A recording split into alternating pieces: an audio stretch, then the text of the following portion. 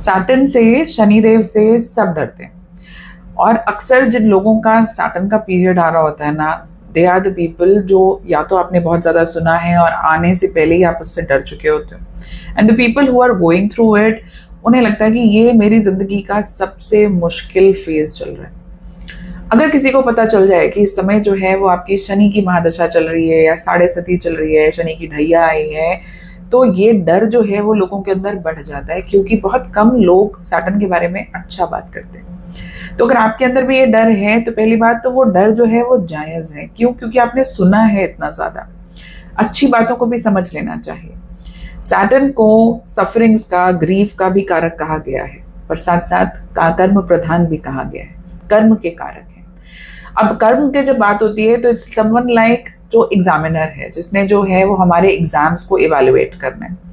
तो हमें भले अपना एग्जाम सारा बहुत अच्छे से आता हो, लेकिन उसका हमारे पास आके खड़े हो जाना ही एक डर जो है वो हमारे अंदर बना के रखता है।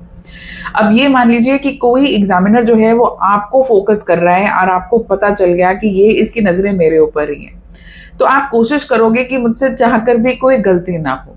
मुझे अपना पेपर आता है, मैं कॉन्फिडेंट हूँ, लेकिन फिर भी आपके अंदर ये डर रहेगा कि कोई और मुझे जरा सा भी पोक ना कर दे, कोई और मुझसे कुछ पूछ ना ले, क्योंकि इनकी अटेंशन सारी मेरे ऊपर है। तो बस यही उस पीरियड के दौरान जो है वो कुछ इनसिक्योरिटीज हैं जो हमें परेशान करती हैं, जो शायद अपने काम से ज्यादा औरों के काम के कारण है।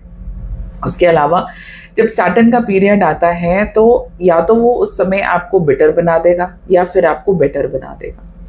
अगर सैटर्न अच्छे भाव से जुड़ा हुआ है, अच्छे हाउसेस से जुड़ा हुआ है, अच्छे नक्षत्र में प्लेस्ड है, तो आपकी लाइफ इस पूरे सैटर्न के फेज में इतनी बढ़िया चीजें आपको देगी, पर देगी पूरे कड़े मेहनत के बाद। लेकिन अगर अच्छे घरों से ताल्लुक उसका नहीं है तो आपसे ज्यादा कड़वा जो है वो कोई और आपके आसपास कोई एग्जाम्पल दे नहीं पाएगा।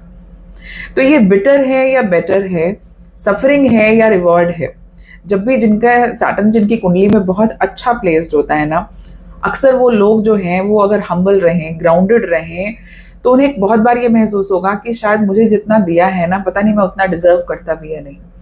जितना मुझे जिंदगी में ग्रोथ मिली, प्रॉपर्टी मिली, सैलरी हाइक्स मिले या प्रमोशन अप्रेजल मिले या मैंने व्हीकल्स जो है वो खरीदे, तो सच में मैंने कभी जिंदगी में भी सोचा नहीं था।